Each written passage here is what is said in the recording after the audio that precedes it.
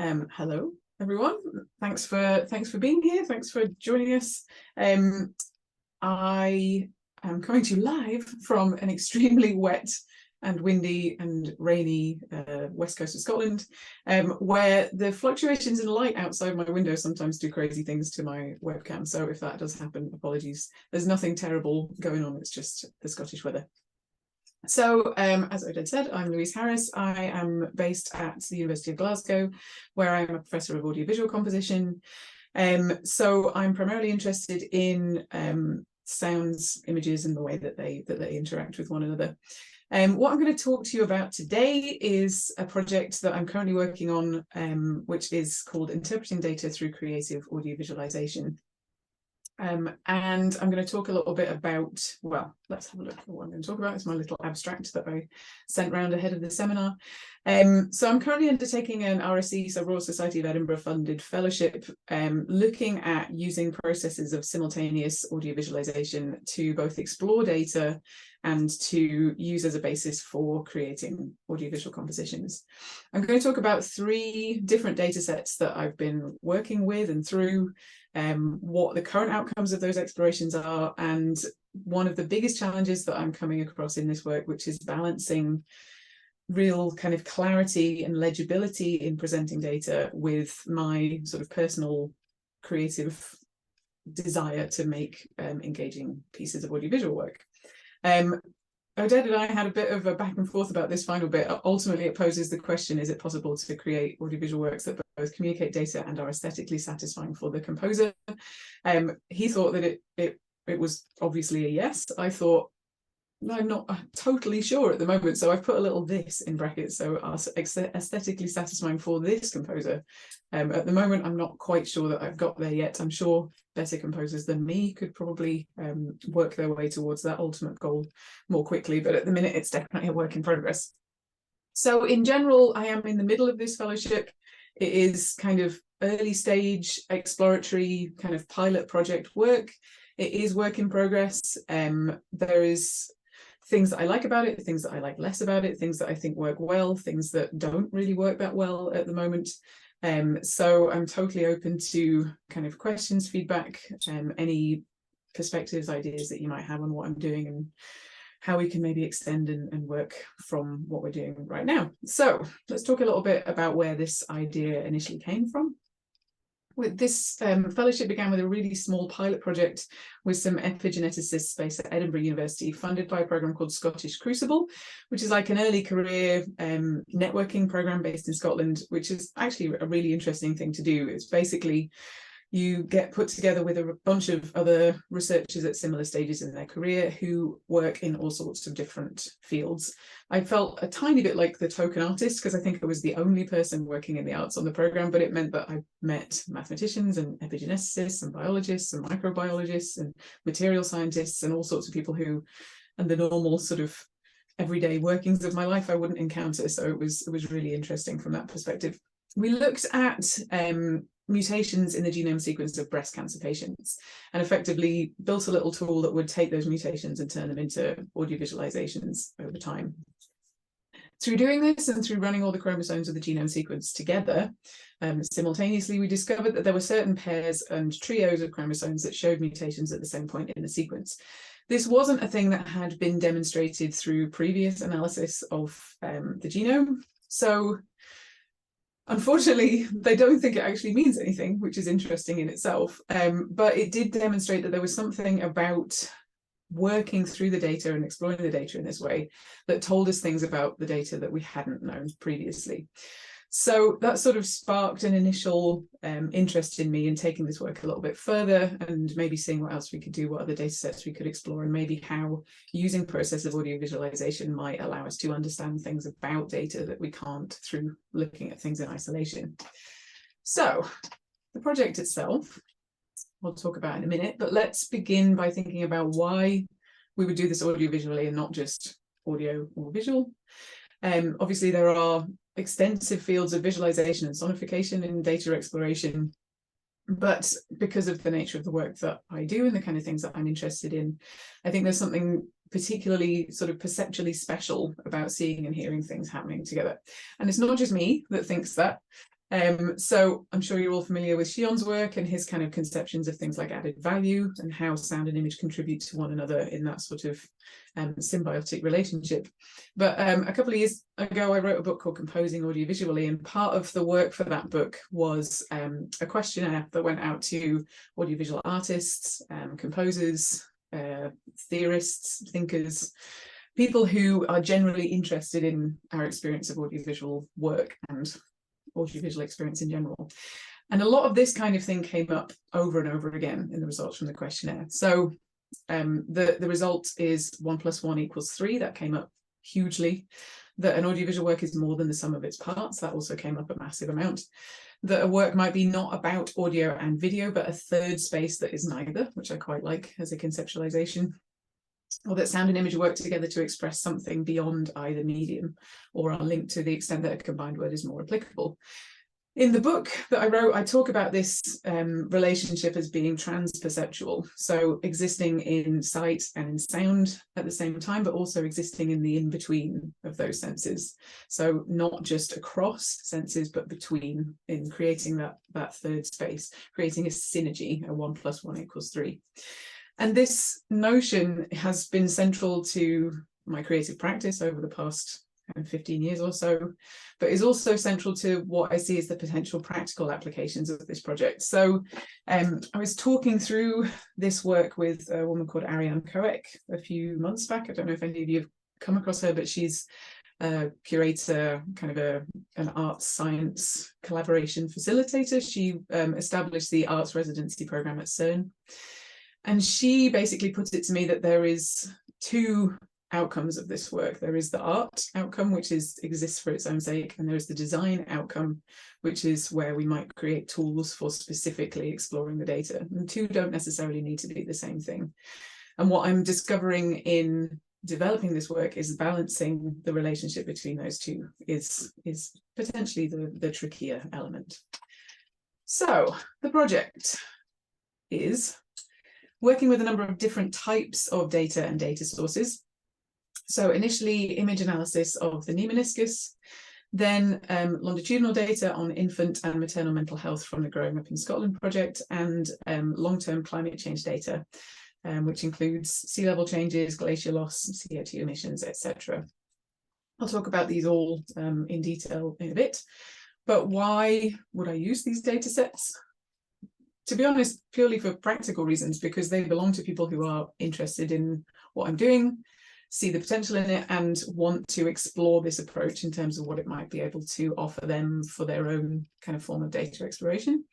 There are also people who are happy to give me access to their data, although we have had some issues with the Growing Up in Scotland project, which I'll talk about shortly, and are happy to work with me as I explore it. So the partnerships that are in place as part of this fellowship came through a European Crucible thing, which is basically like the Scottish Crucible, but Europe-wide.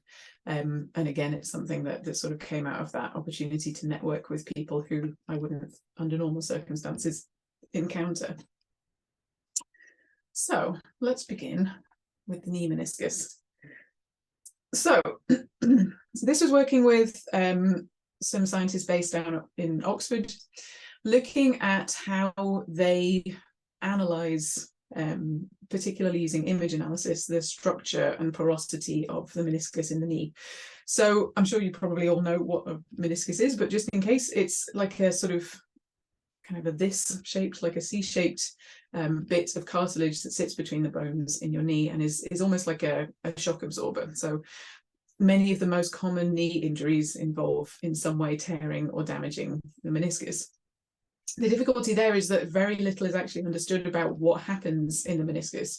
So how the tissue functions, what the porosity of it is. And as a consequence, it's very difficult to create effective treatments other than just allowing the meniscus to heal over time. So what this team in Oxford are doing is trying to develop sort of almost substitute meniscus that could effectively be implanted into the knee in case of really severe injury. But in order to do that, they're having to do extensive image analysis of meniscus samples, which is they're quite difficult to come by. They are quite costly to do from a sort of processing and image analysis perspective. And so we were trying to find ways to sort of slightly shortcut this process a little bit and see if we could use basically machine learning as a route to sort of modeling a range of different knee meniscus outcomes without actually doing the image analysis. So the process was the image analysis took slices through the meniscus, effectively creating images which we then turned into sound. We use that sound to train a generative adversarial network, which then in turn rendered images back based on the sound files. The intention was to see whether we could effectively get the GAN to replicate the initial image through working on the sonification. And in turn, whether it might then therefore be possible to train the GAN just based on sound information as opposed to doing the image analysis in the first place. So being able to use numerical information to generate sound to then get the GAN to generate images rather than having to do the image analysis itself. I'll show you a little brief clip of one of these kind of slices through the meniscus, just so you can see what it looks and sounds like. So this is basically an animated form of the meniscus and the pathways within, and then the sonification of those. So.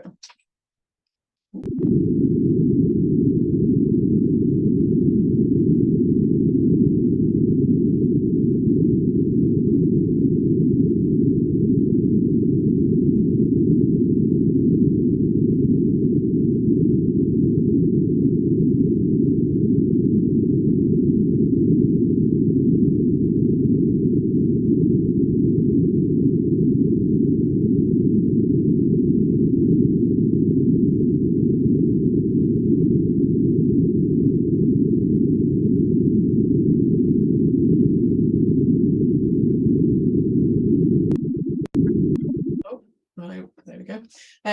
So, did it work? Bear in mind, again, this is a very early stage kind of element of this process. It kind of works at the moment. So we just finished writing a paper for Frontiers in Materials that documents this very early stage in the project. And what we basically have demonstrated is that it is possible for the GAN to produce an artificial image data set that is very closely related to the original image data set. Through working solely on the audio information. It's relatively limited, it's quite primitive at the moment, and usually the best results, funnily enough, come from when you downsample the images to much smaller resolutions, which allows for much greater clarity in the sonification. But there is nonetheless suggestion there that this is a process that is worth exploring in more detail, and that could potentially be quite useful in this context in future. Does it work for me from a creative perspective? The data set is quite difficult to work with, and to create a piece that I'm happy with. It's very large, it's very complex, but it also varies relatively little over time. So there's limited kind of sense of form or structure built into the data set, if that makes sense. There's not a huge amount of alteration from one image to the next, and from one set of data to the next. So I found it quite difficult, although I quite enjoy that sort of quite stark sonification that we did. I found it quite difficult to create something that I thought was both clear in terms of what it was trying to do and engaging from an audiovisual perspective. At the moment, this is a very simple form of sonification. Obviously, it's quite a complex outcome, but the way that it works is relatively straightforward. So what I'd like to do now is work more on a kind of musification, as Nuri Bonet would have it, and audiovisualization, which I think would create potentially more engaging audiovisual works, and maybe present the two side by side. The difficulty with that is that would be a purely kind of aesthetic pursuit for me. It might, but probably no doubt would lack the clarity necessary to be used with the GAN. So from the perspective of like aiding the scientific method, it doesn't achieve a huge amount. But there is definitely merit here in terms of the design of tools, the design of sort of ways of developing this process in future. But it feels kind of less satisfying for me on the sort of more art specific side of things at the moment. But we'll see how things develop. The next data set I'm going to talk about is to do with climate change. Now, I wasn't intending on exploring this data set specifically, but we had, as I've talked about a little bit already, massive delays accessing the Growing Up in Scotland data. So whilst I was working through the meniscus stuff, I also wanted to explore some different forms of data sonification and visualization. So grabbed a whole load of open access data relating to climate change over time. So I've used 6 different data sets relating to annual CO2 emissions from 5 different fuel sources, and then in total globally, annual air quality in terms of pollution from CO2 in parts per million, global temperature anomalies filtered by land and sea, northern hemisphere and southern hemisphere, sea level rise and glacier loss. And what I'd envisaged with these 6 data sets was to create an expanded audiovisual installation, which is sort of a way of encapsulating what I've been doing with my practice in recent years, which is developing works that are for perhaps multiple screens or multiple projection formats and multi-channel audio. And what I envisaged with this piece was a work for 6 audio and 6 video channels in a hexagonal configuration, basically allowing audience members to both see individual channels and hear individual channels and multiple screens simultaneously, with the intention of both presenting the data in an interesting way, but also potentially seeing kind of patterns and reflections across between the different data sets. I've used so far predominantly quite simple graphical visualization with simple kind of geometric shapes and forms. I tend to work in that way anyway, but I think when I'm trying to preserve some amount of clarity in data presentation, it's quite a useful tool. And largely synthesized sonification, not all, but the vast majority of it is just simple synthesis in some form or another. The outcomes of this project, the data sets themselves, as you would expect, are quite linear and they build towards a peak. So unsurprisingly, over time, more carbon emissions, more air pollution, higher temperatures, more temperature anomalies, higher sea levels, more glacier loss. So there is a relatively similar trajectory in all of them. What I was interested in doing was looking at all of them together and seeing if we could identify patterns across, if sort of one variation here led to a variation over here at a different time, or whether there was something sort of specifically noticeable about running all of these data sets together. So they're not of equivalent size. Some of them are much longer than others. So the global emissions data starts from, I think, 1751 and runs up to 2015. Most of the data sets only run to 2015. Whereas I think the sea level change is only about 60 years or so. So there's a variation there, but the whole system runs on basically 2 seconds per year and runs through the data in that form. I'm going to show you some individual examples of the sonification audio visualizations that I've done, and then I'll show you all 6 together. At the moment, there's just, I think, too much happening at once to be either legible or particularly engaging. Now, an element of that is that I just haven't composed it well enough yet, if you see what I mean. So I've been working in each data set in isolation and trying to sort of imagine how each one will sound and look with the others.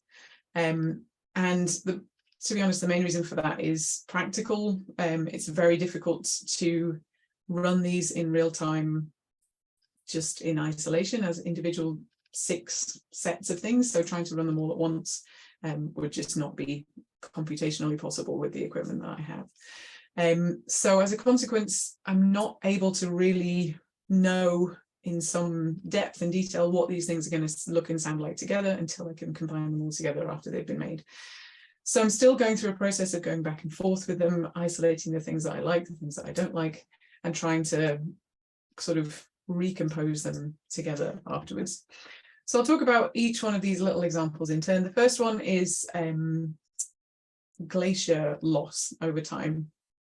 And this is one of the couple within the set of 6 that I've used recorded sound for. So here I've used recordings of glacial calving from the Extreme Ice Survey. Would love to have gone and recorded some glacial calving for myself, but it's not massively practical. So what basically happens here is this is a rotating sort of grid of simple lines which create really lovely kind of almost interference patterns with one another as they rotate. And the dimensions of that grid get progressively smaller as the glacier loss increases. Similarly, the sound materials that go with it are progressively more filtered and quieter as we get less and less glaciers. So I'll just play you a little bit of that.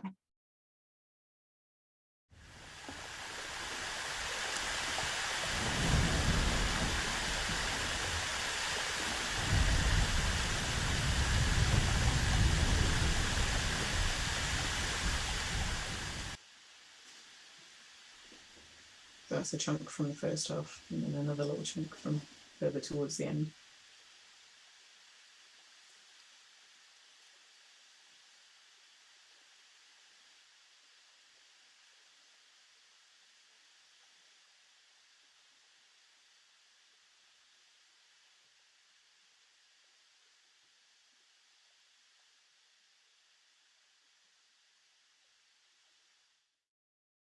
So I quite like that in isolation. I like the patterns that that emerge in the rotation of the grid. I like the way that they seem to correspond with what's going on sonically. I don't think it's hugely legible unless I tell you what's happening, how the two relate to one another. But there's something about the outcome of that one that I quite enjoy. The next one is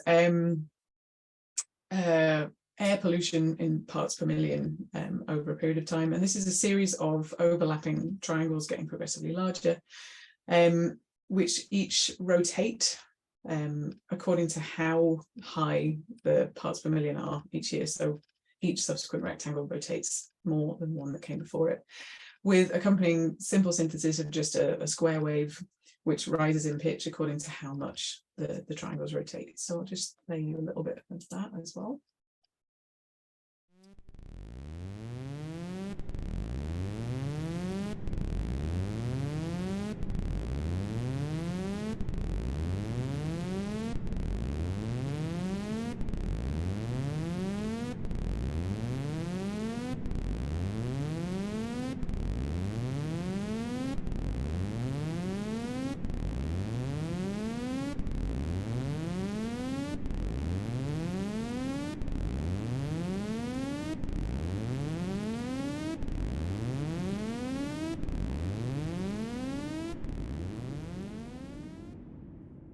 It's gone. So again, I quite like that one on its own in isolation. I like the really stark quality of the sound against that very obvious motion. I like the sort of patterning that it makes. But when you take that one and the other one and put it together with the remaining four, it's relatively chaotic. So let me play you what we have at the moment.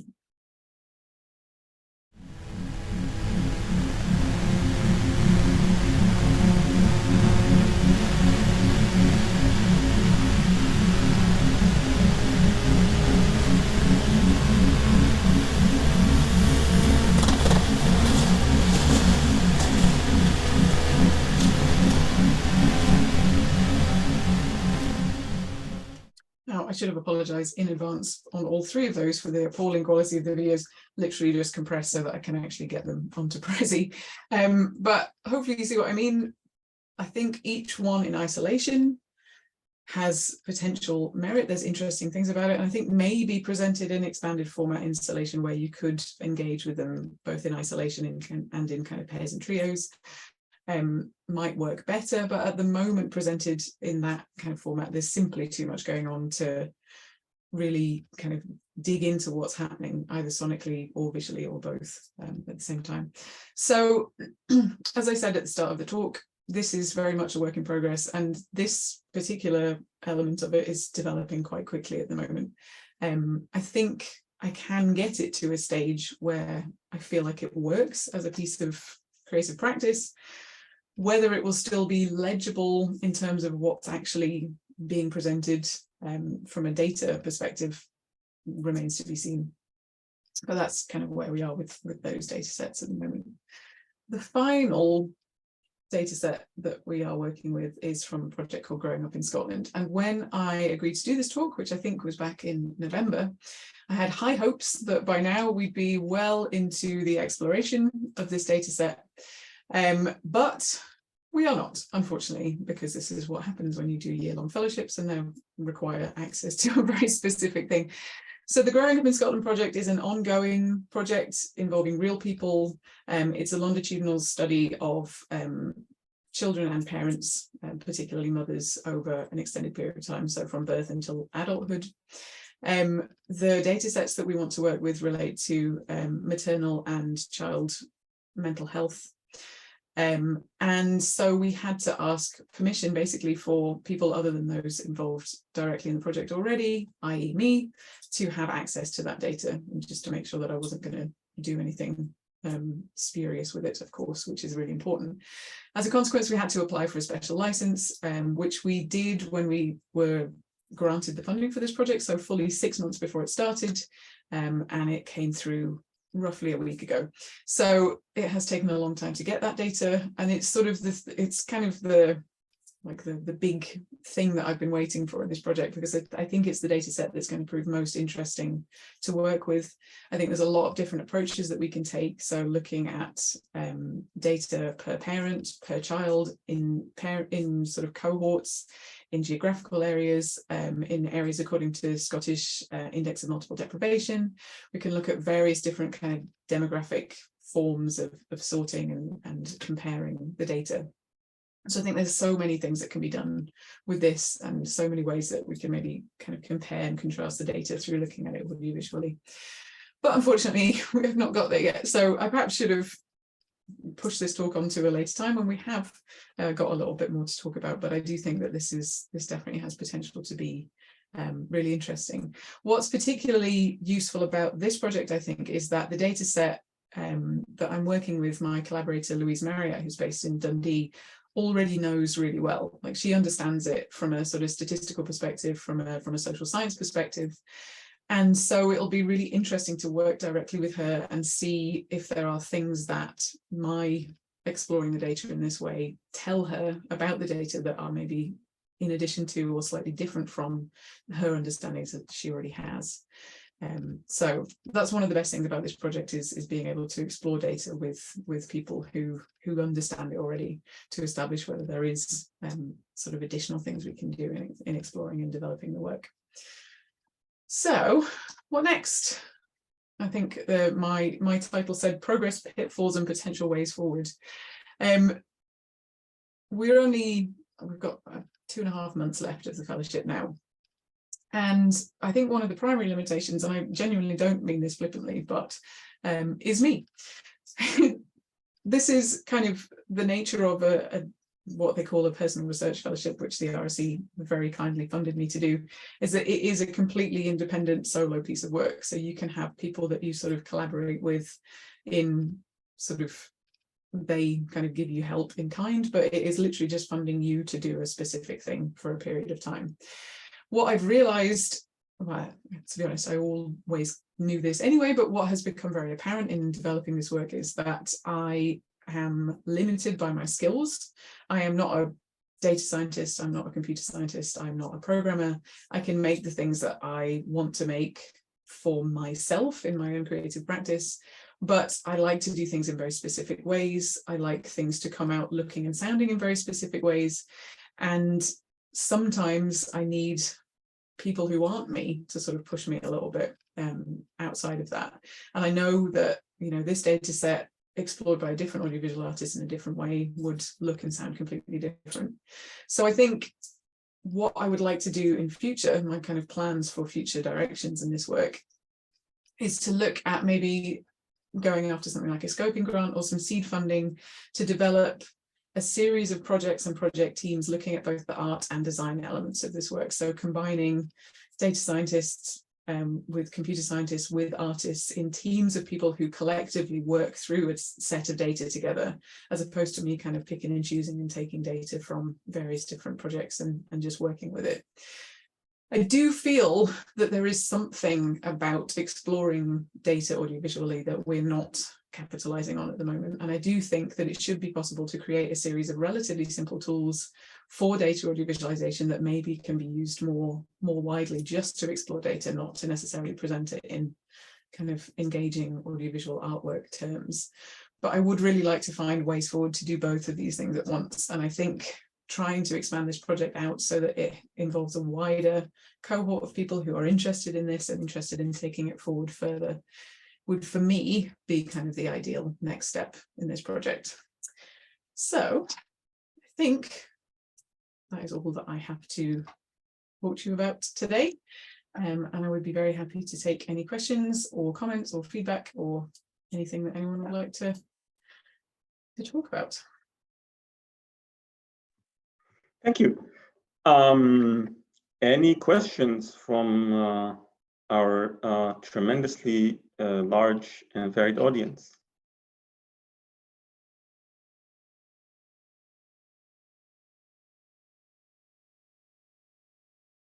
No one ever wants to ask the first question. Yeah, so I will.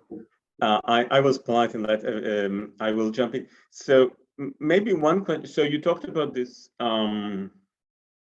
challenge of being artistically satisfying and legible. Mm-hmm.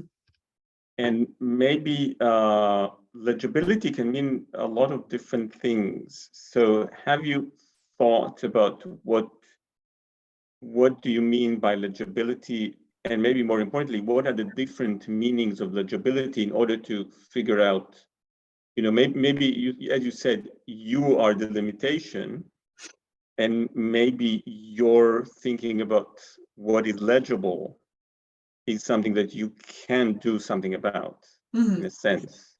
Yeah, I see what you mean. I think at the moment what I mean by legibility is whether the data, whether the audiovisualization can be understood to be presenting the data clearly to the people who already own the data. You see what I mean? So the people that I'm collaborating with, if they can understand what it is that the audiovisualization is demonstrating based on the data that they've given me. And I think that's what I mean by legibility in this particular context.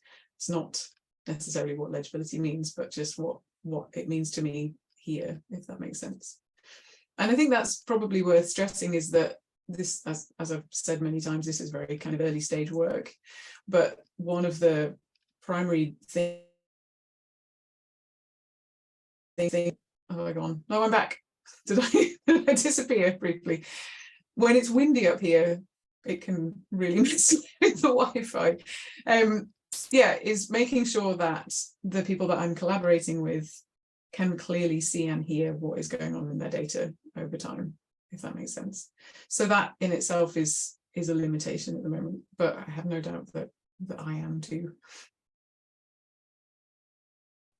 Yeah, because I think maybe I can't hear you now. As my sound's just on bonkers. Apologies. or maybe can anyone else hear me? No one can hear me? Oh, someone can hear me.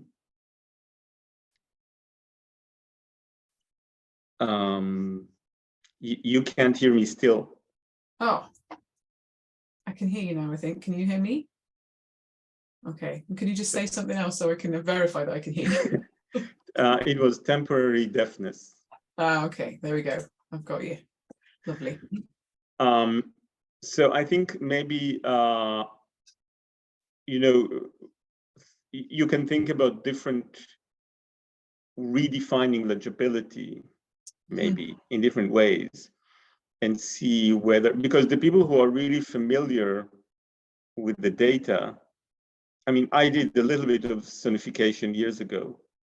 And that one of the interesting things is that when we worked with the data owner, nothing was interesting because he already knew everything, what he wanted to get out of it. And this, though, I mean, in your case, clearly you stumbled on something that they were not familiar with. So you did a better job. But maybe legibility, if you want to kind of maintain these kind of two things in hand, that it is meaningful for the data and meaningful artistically, maybe thinking what are the different ways of making legible, you know, maybe legible to other people, or I don't know, just kind of presentational engagement, or maybe it's about what should we learn through this data rather than looking at the data itself, right? So there are multiple ways in which we can think about legibility. Yeah, that's true. That is true. That's helpful. Thank you. I think one of the things that we did want to potentially do, particularly with the Growing Up in Scotland project, was to release some of the works as kind of citizen science projects. So have them up online and have people kind of interact with them, identify features, identify patterns, so we could, you know, potentially learn more about the data as a result of that. Yeah, which is why it's so frustrating we haven't managed to dig into that data yet, but we'll get there. Do we have any, so since I got the first question out of the way, do we have any second question?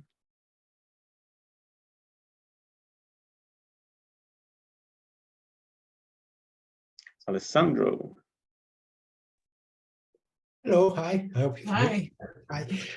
Unfortunately, I have to run to a meeting like in a few seconds, but just in this time of eligibility, thank you so much for presenting this work. And unnecessarily personal opinion here, I believe that in terms of legibility, it was quite effective to see the three audiovisual pieces playing together, Okay.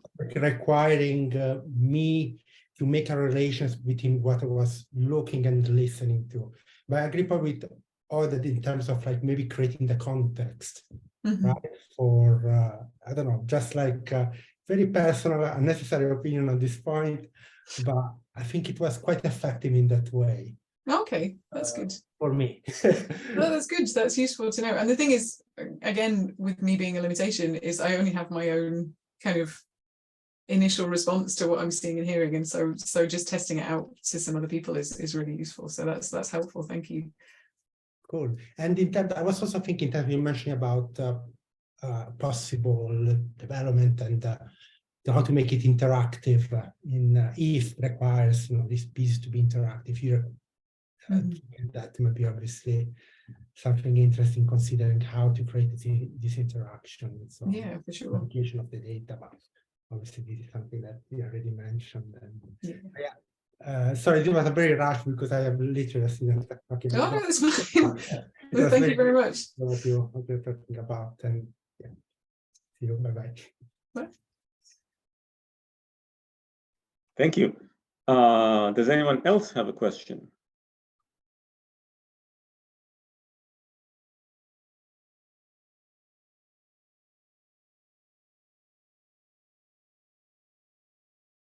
So I'll ask another question. Okay. Obviously.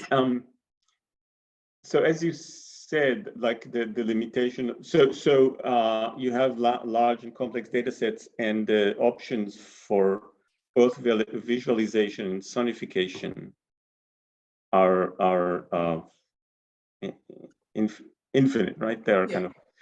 And have you thought about the kind of the process of deciding those that will allow you to somehow, explore a wider space of options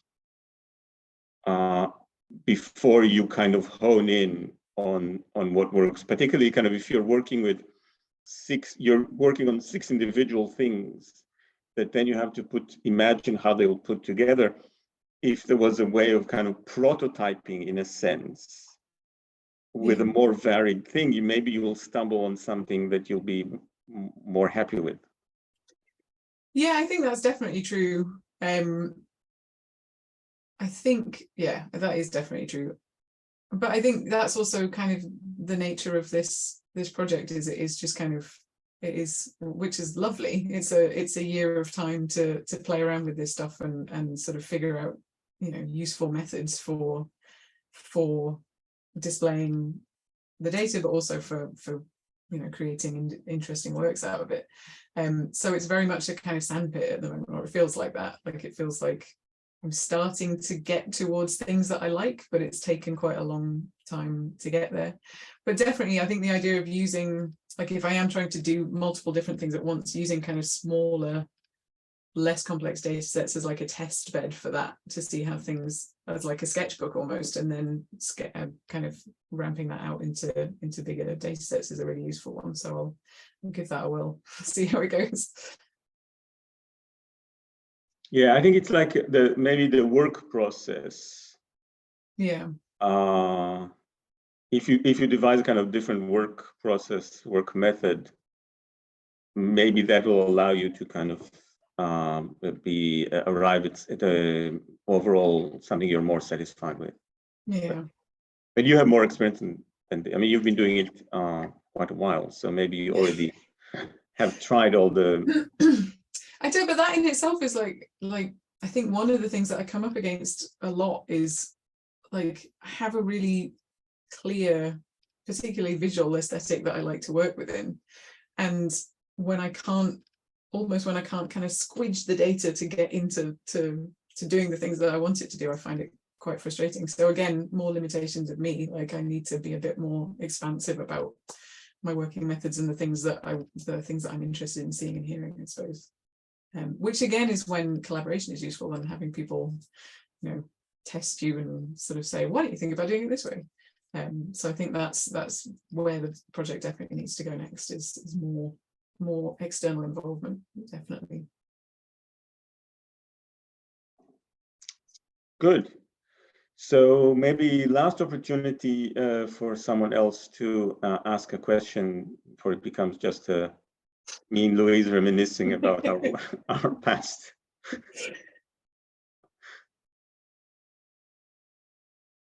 Everybody's totally happy and either that or just so confused they can't really put together a sensible question.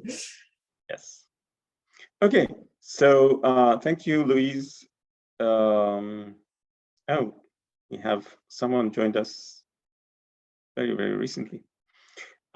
Thank you, Louise, for sharing your working progress with us. It was very interesting and very appropriate to a music and data research network.